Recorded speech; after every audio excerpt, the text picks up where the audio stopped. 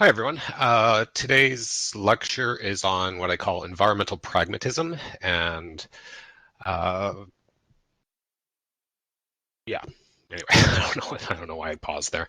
Um, so if you've done the reading for the week, you'll have noticed that the chapter assigned kind of outlines a debate in sociology, environmental sociology, between environmental realists and social constructionists. To me, this is not an interesting debate. I think it's kind of a false problem, and it's it reflects a problem in sociology, or probably with academics in general, where people need something to write about, so they make up problems that aren't really problems, and then they choose sides, and then they publish, and then things get out of hand. So I don't think it's a useful debate, because I don't think environmental realism and social constructionism are mutually exclusive. I think they talk past each other if people are in each of these camps.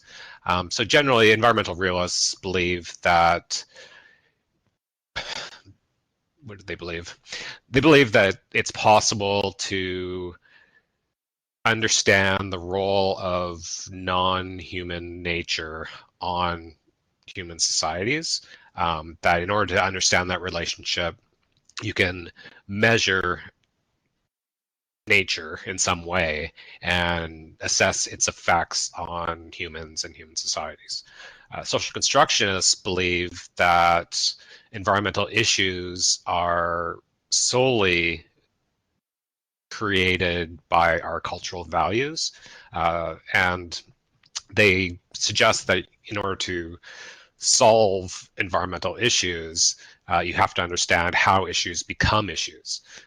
So how claims makers get heard, how activists get heard, how they frame environmental issues and convince other people that there is an issue. So, at the extreme social constructionist position, there are people who just believe that you can't ever understand the world in any way other than through language, um, which isn't really true, because it's kind of contradictory.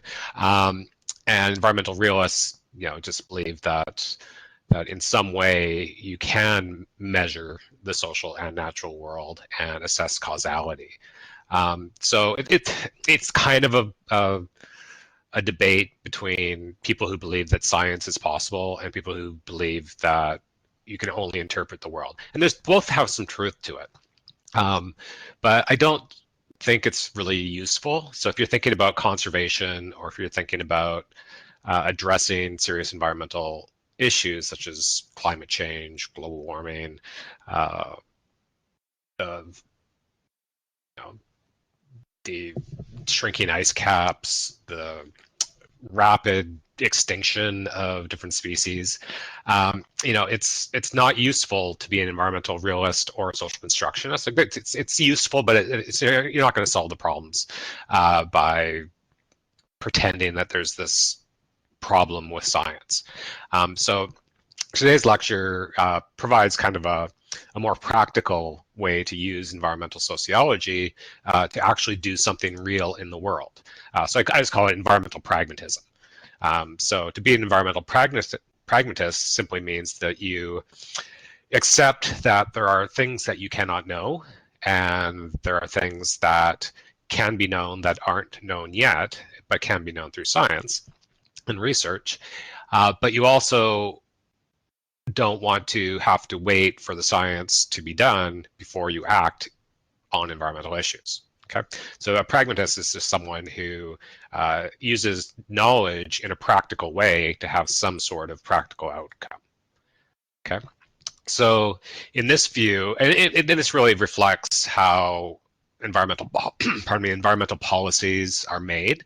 Uh, so environmental policy, especially like in countries like Canada, involve a lot of natural scientists, social scientists, policymakers, government agents, and they work together to try to use science to the best of their ability, ideally, to address environmental issues. Okay, So there's kind of this tension. I'll focus on two case studies in today's lecture.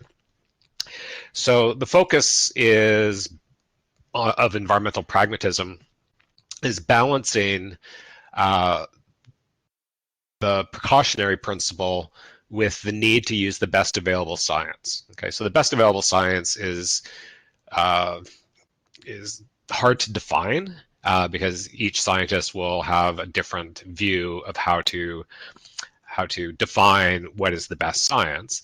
But in policy, especially with the Species at Risk Act, which I'll be talking about today, there is a rule that policy has to be informed by the best available science, and that best available science is determined by basically groups of scientists who are working and volunteering to work with the Canadian government or the provincial government. So I'll talk more about that in a second.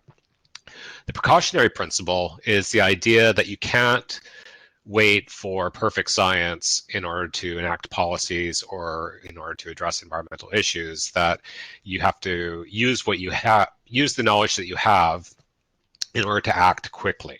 So we could always get better science, we can always get more knowledge, but in the process of waiting for that science, which could take years, there could be more environmental harm. So the precautionary principle allows policymakers and scientists to develop plans even though there are still unknowns. So if you think about something like climate change or global warming, it requires a lot of different types of science, right? So you need climatologists, you need geographers, people, experts in glaciers, you need economists, basically every type of scientist is involved in some way with trying to understand the dynamics of climate change. So it's a huge thing, right? But we also recognize that we can't wait for perfect science in order to act. So our governments and environmental movement organizations are acting within the spirit of the precautionary principle and doing their best to formulate plans to address climate change. Okay, so the problem with this approach of balancing the best available science with the precautionary principle is that it does cause some problems. And as you'll see later in the course, when we explore the role of science in more detail in environmental conservation, science is simply coordinated social activity. So scientists are members of various subcultures, basically, and they're just human beings interacting with each other. And anytime you have humans interacting with each other, a bunch of weird stuff happens. This is the heart of sociology, right? So people are individuals, so they make idiosyncratic decisions, but we also have beliefs and values, which means that our practices as scientists are informed by our disciplinary cultures or our national cultures, perhaps. As science is something of value, it also means that there are status hierarchies. So people have good reputations or bad reputations. People do good work or poor work. People are honest or dishonest. They cheat. They fudge the data. There's conflict. So people will have their favorite explanations of the world in the natural or social sciences, and they will hold on to those views even if they're wrong. If another group of scientists is studying the same thing and they have a different theory, they have different evidence, it means you're going to be critiquing different schools, and it gets quite nasty. So when we are looking at the best available science, just think of it as a repertoire of knowledge, but that repertoire of knowledge is inequitably distributed. So some scientists are more likely to have their work regarded as the best available science simply because they are well known or they're better networked. So the amount of knowledge we have is lopsided, basically. So there are some questions, research questions, that are asked. There's other ones that are ignored, which I'll talk about today.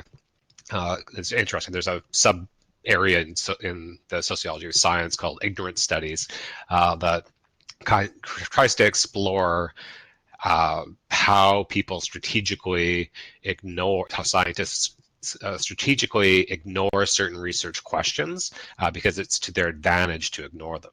Okay. So the basic point here is that science in practice is not neutral, but when it's done well, the scientific method is the best we have for discovering what is probably true about the natural and social worlds. So again, the main point here is that the best available science as a concept lives up to the ideals of science, but when we look at how scientists make decisions, how knowledge gets vetted, how knowledge becomes celebrated, and which knowledge becomes celebrated, you have to explore these with sociological methods, right? So you have to understand that the social world of scientists has an impact on what knowledge is possible. Okay, and this has real life consequences in trying to deal with species at risk or endangered species, which we'll talk about today. So in order for a species to be listed through SARA, which is the Species at Risk Act, there requires a lot of government and scientific coordination.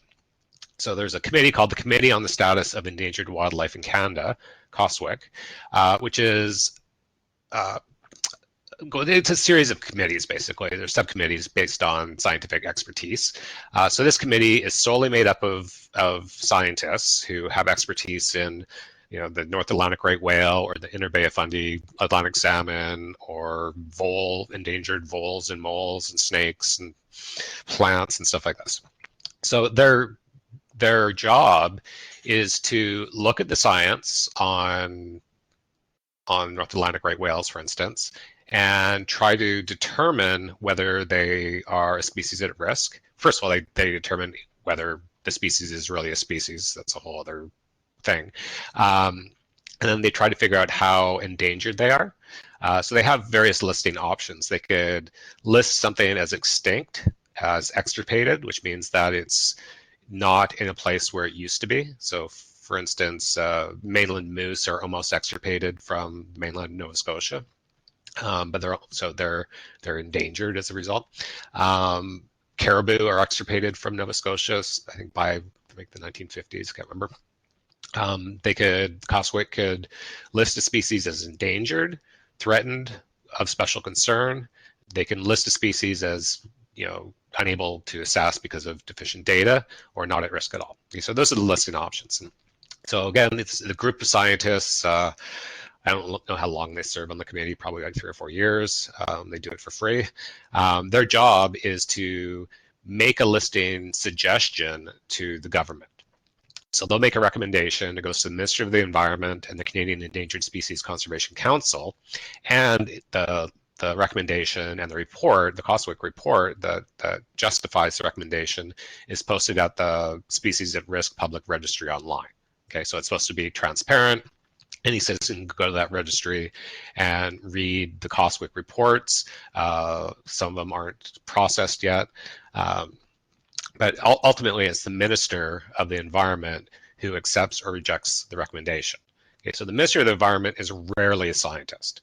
The COSWIC committee will draw extensively on the scientific literature for a specific species, but the minister has the ability to accept or reject. And you can imagine if the listing is a threat to industry or if it's a threat to another I guess the fishing industry or something like that, the fishing industry is going to lobby the minister quite heavily to reject.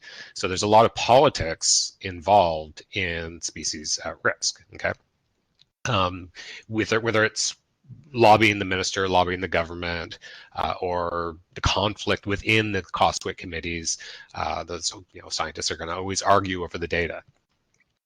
If the minister accepts a recommendation, then the species is listed, and then SARA committees are set up to create recovery plans and action plans, and those go on for years and years and years. So every 3 years or so, they'll have an assessment plan, and they'll look to see what type of action has been taken, whether it's working, stuff like this. Now, the SARA committees they all have to continually look at the best available peer-reviewed science and try to create policies based on it. Okay, but they also are following the precautionary principle. So in the Species at Risk Act, the precautionary principle is permitted. So I'm going to look at two case studies on the SARA listings, but I'll talk more about one than the other one. So we'll look at the North Atlantic right whale and the Inner Bay of Fundy Atlantic salmon. So I've published about the salmon. I'm currently working with some geneticists, I think I mentioned this before, on North Atlantic right whale conservation. We're actually have our funding interview in a couple of weeks. So we have a big $5 million grant proposal. And so I know a little bit about the right whale. I know a lot more about the Atlantic salmon. So both the Inner Bay of Fundy Atlantic salmon and the North Atlantic right whale are listed as at risk of extinction under SARA. So they're both endangered. Both have recovery plans that are supposed to be based on the best available peer-reviewed science and the precautionary principle.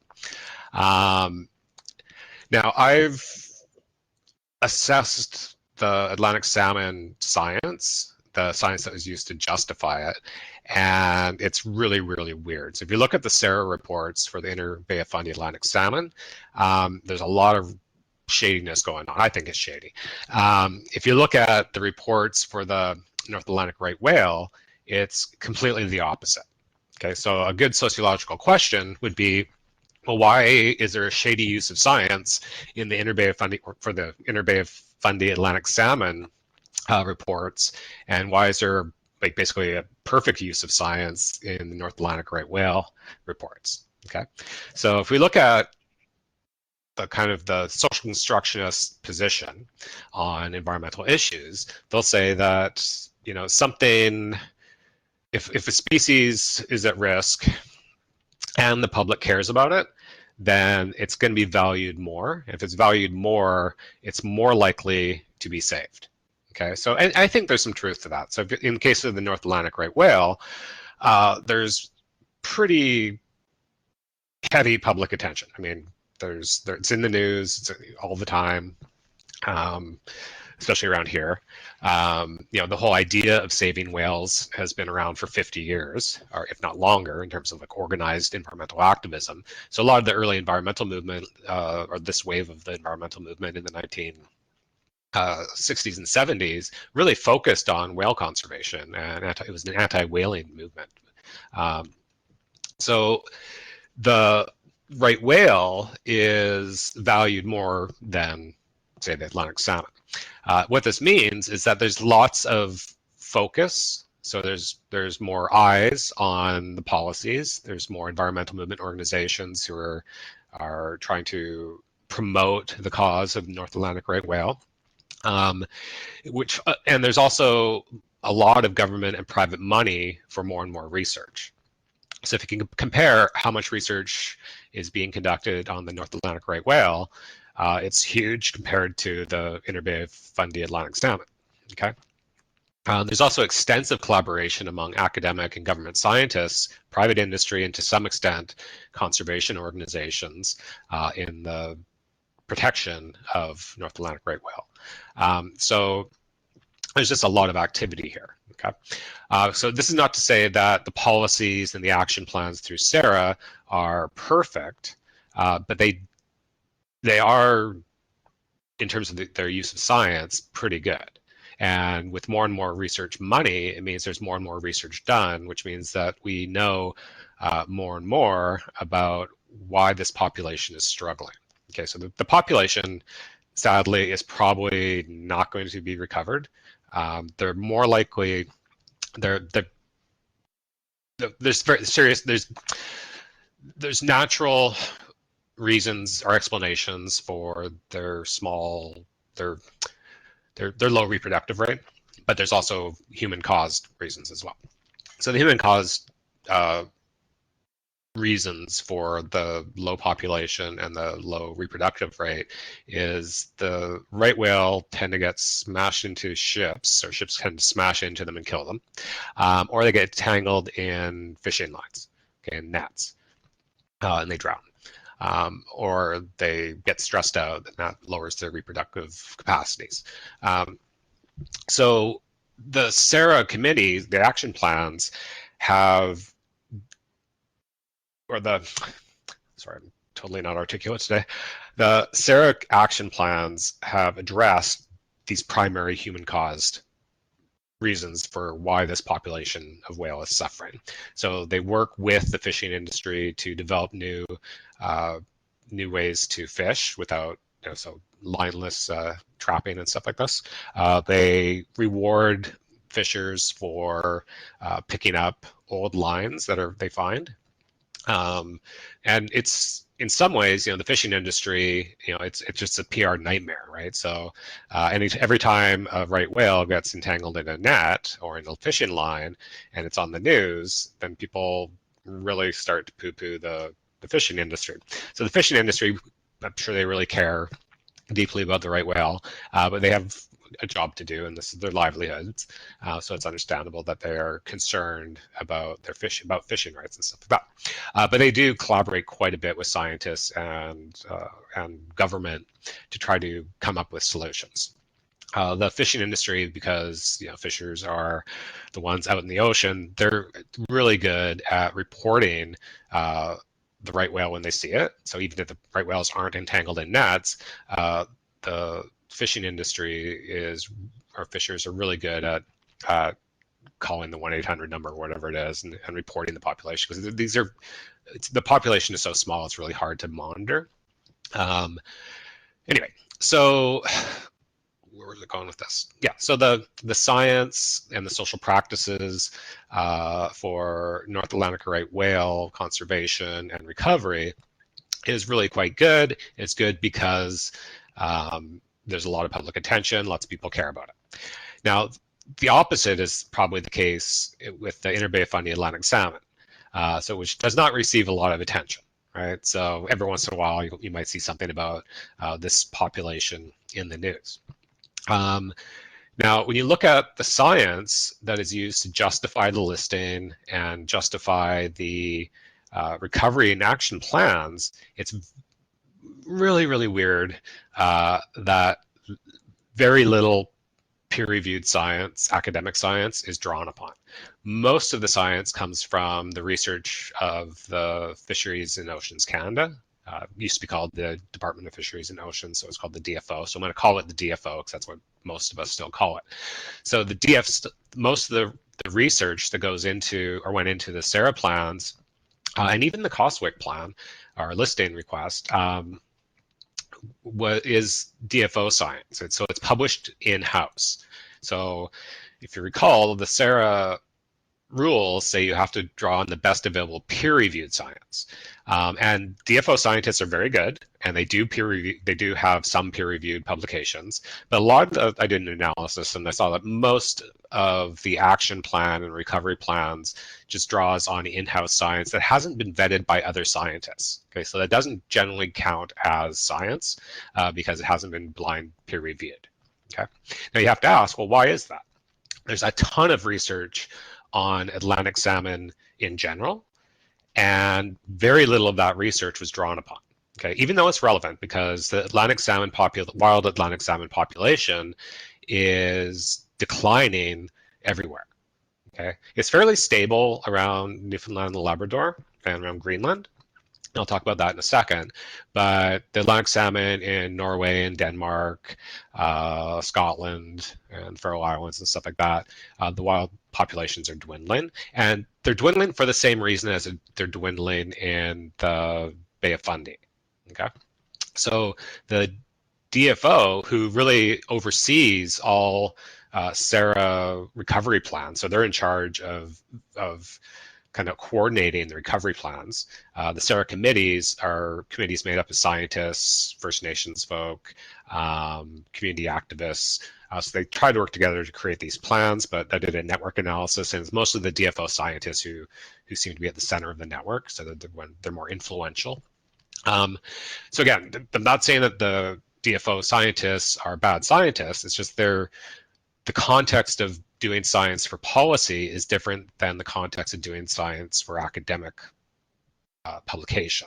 Okay, so in some ways, the Inner Bay of Fundy Atlantic salmon is a pet issue for the DFO. So one of the best Atlantic salmon scientists actually works for the DFO. I think he's retired now, and he was one of the people who he wrote the first Coswick report requesting the listing. Okay, and he's, as far as I know, a very honest person. His science is good, but so where was I going with that? Oh, yeah. So it's kind of, because he's an influential scientist, the Atlantic salmon listing, or the Inner Bay of Fundy Atlantic salmon listing, is kind of a pet issue for this department.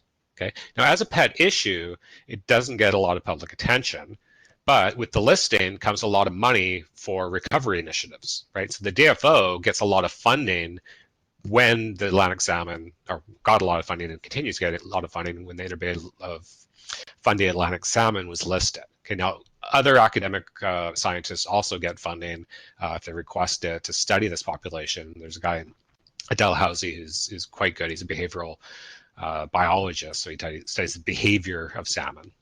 Really quite cool work. Now, what's interesting is, okay, sorry, I'm completely not articulate today. What's really interesting is that the DFO scientists didn't ask a very important question, and that is, does the Inner Bay of Fundy Atlantic salmon even exist? Okay, and if it does exist, where does it exist? By not asking that question, they continue to get funding, and as far as I can tell, this salmon does not exist. I mean, there's salmon in the Inner Bay of Fundy. There's salmon in the river system, as you'll see in the slide here. Those are all the rivers that feed into the Bay of Fundy that were or are spawning rivers for the Atlantic salmon. Okay, so we do know that, prior to maybe the turn of the 20th century, there are a lot of Atlantic salmon in this conservation unit. So the Inner Bay of Fundy is called the conservation unit under SARA. So that's kind of where the focus is. But the population, and this is my argument, doesn't exist as a species. So in the 19th century, throughout, well, basically just in the mouth of the Bay of Fundy around Maine, there are a lot of Atlantic salmon fish farms. So even in the 19th century, and those populations were drawn from mostly Maine and Connecticut, New England, and stuff like that. But they interacted, obviously they escaped, and they interacted with the subspecies Inner Bay of Fundy Atlantic salmon and started to hybridize them. So over the past 150 years, there's been about 400 million Atlantic salmon introduced into this population, and and they interact and they breed. So if the DFO scientists were just, if they were academic scientists, they would say, okay, well, we need to do genetic analysis to find out whether this specific species even exists. If they did that analysis, they'd find probably that the salmon is in the Inner Bay of Fundy is so hybridized that they're not unique, and they're not qualified to be listed under SARA because they're not a unique species anymore. Okay, so which is tragic, right? Now, academic scientists do criticize the DFO on this issue, because it seems kind of shady to not ask that research question, and by not asking it, they get funding. Okay. Now, the other question is, well, where does it exist? So even if we said, okay, we'll let the DFO scientists not ask this one question, but the focus of the action plans, oh wait, I'm getting ahead of myself. You have to ask, well, where does it exist? The SARA policy says you have to have a conservation unit, and the scientists suggested and made the conservation unit the Inner Bay of Fundy. But salmon are not genetically unique to marine environments. They're genetically unique to their native rivers. Okay, so all these different rivers have subspecies of salmon that are unique to them. So if a salmon is born in, let's say, the Gaspereau River or something, it will be slightly genetically different than if it's born in one of these other rivers, like the Avon. Okay. So the proper conservation unit would be individual rivers, but Sarah doesn't allow for that, which is fine. Okay. Yeah, I don't know where I was going with that really. Now, another interesting thing is the DFO supports a private broodstock breeding facility, and it's also a facility that studies genetics. So they have kind of this public-private partnership with this facility. The facility is owned by former DFO scientists. They get a ton of money through the listing because there's a lot of money available for genetic research and on the Interbay Fundy Atlantic salmon. So by having the salmon species that I say doesn't exist listed as endangered, this private broodstock and breeding facility gets more money. Okay. Now they do really interesting work, and they do really good genetic work. So what they do is they're trying to strengthen the population by breeding salmon by paying attention to their genetics. Basically, they're genetically manipulating the salmon to ensure that there's not a lot of inbreeding, and they're trying to make the salmon stock a little tougher. Okay, I'll talk about that in a second. So it's a good facility. It's really, really cool. But they get a lot of funding because of the listing for a salmon that doesn't exist. Now, what you could do is say, okay, well, the Atlantic salmon, the Interbay Fundy Atlantic salmon don't exist, but the population of salmon in this area is low and dwindling, and it's nice to have salmon in this area because historically they've been here, right? So you want to recover the population. You can recover a population even if it's not listed as endangered. Hopefully that makes sense, right? So but by having it listed, there's more money. Okay, so it's kind of this pragmatic thing. It seems shady, and it might be, I don't know, but it's a pragmatic thing. It's like the best way to increase the population of Atlantic salmon in the Interbay Fundy is to have it listed as an endangered species, even though it does not qualify as a species. Now, I think some of the practices of the DFO and this breeding facility and academic researchers tell us that they really don't they